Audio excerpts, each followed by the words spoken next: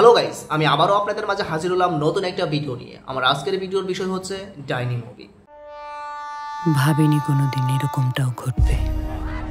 বাইরে গোটা গ্রাম আমাদের ঘিরে ফেলেছিল। ডাইনি, ভয় কিনা প্রতিবাদ আর সাহসের গল্প। এটা তো পুরো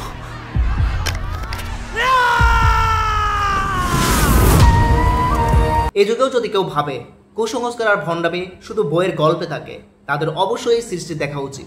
এই গল্পের শুরু অনেক আগে। হইচইয়ের নতুন বাংলা সিরিজ ডাইনি ঠিক সেই কুয়াশাকে সরিয়ে সামনে নিয়ে আসে এক ভয়াবহ আতঙ্কের গল্প, যেটা আমরা অনেকেই দেখতে চাই না।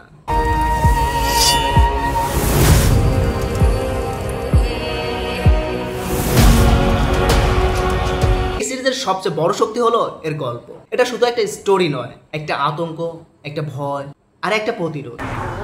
আমি পাতা, এটা আমার আর আমার বোনের গল্প। তোমাদের এই যে ফ্যামিলিটা আছে না, আটারলি ডিসগাস্টিং। ধীরে ধীরে গল্পটা শুরু হয়, কোনো তাড়াহুড়ো নেই, আবার কোনো একঘেয়েমিও নেই। এই বাড়িতে থাকতে হলে আমার কথা চলতে হবে। তোর কোনোদিন ভালো হবে না। গল্পে যেন একটা ধোঁয়াশা থাকে, যেটা ধীরে ধীরে জ্বলে ওঠে আগুন হয়ে। আমি জানতাম তুমি টাকার জন্য আবার ফিরে আসবে, কিন্তু এই সম্পত্তির ভাগ তোমার বোনকে ছাড়া কিন্তু হবে না। গল্পের প্রেক্ষাপট গ্রামে একজন নারী, তার নাম লতা। লতা কোথায়? তাকে সমাজ ডাইনি অপবাদ দিয়ে চিহ্নিত করে। ওই ডাইনিটারে আর বসায় রাখা যাবে না, তাহলে কিন্তু ঘরে ঘরে লোক মরবে। তার বিরুদ্ধে কোনো প্রমাণ নেই, তবুও এক ভণ্ড সমাজ তাকে অত্যাচার নির্যাতন করতে থাকে। তার বোন পাতা বিদেশ ফেরা এক আধুনিক নারী।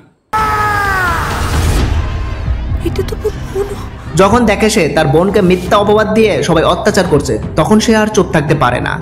সেখান থেকে শুরু হয় এক ব্যক্তিগত ও সামাজিক যুদ্ধ। পাতা কি পারবে তার বোনকে বিষাক্ত সমাজ থেকে বাঁচাতে?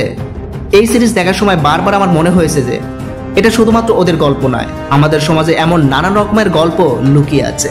আমরা হয়তো এমন অনেক ঘটনার কথা শুনতে পাই, কিন্তু তার প্রতিবাদ করি না। ডাইনি সেই মনতা ভেঙে দেবে। বুঝলি মা, এবার তাণ্ডব হবে।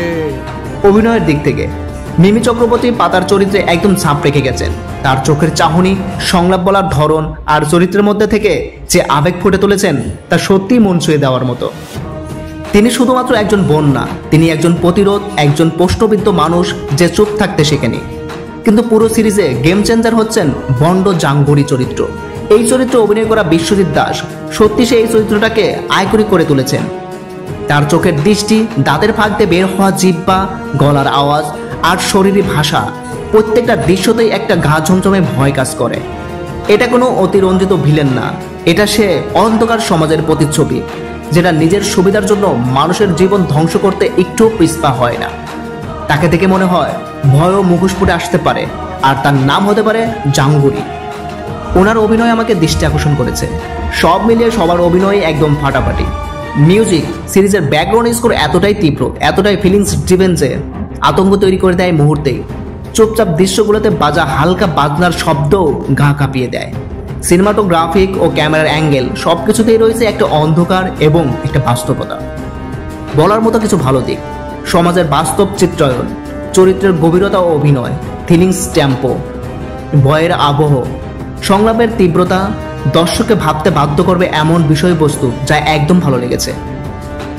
মিমির পারফরমেন্স, জাঙ্গুরির চরিত্র নির্মাণ ও অভিনয়, সমাজের কুসংস্কারকে থাপ্পড় দেওয়ার সাহস, আবহ সঙ্গীত ও নির্মাণ প্রকৌশলী। হালকা নেগেটিভ, কিছু জায়গায় আরও বিস্তারিত ব্যাক স্টোরি থাকলে হয়তো আরও উপভোগযোগ্য হতো, তবে পুরো গল্পটাই ইম্প্যাক্টটা একটুও কমেনি। শেষ কথা, এই সিরিজ আমাদেরকে বারবার মনে করিয়ে দেয় আজও অন্ধবিশ্বাস, কুসংস্কার, ভণ্ডামি চারপাশে ছড়িয়ে আছে। যতই আমরা প্রযুক্তিতে এগোই, আমাদের ভেতর অন্ধকার যদি না কাটে, তবে সমাজ এক জায়গাতেই ঘুরে ঘুরে মরবে।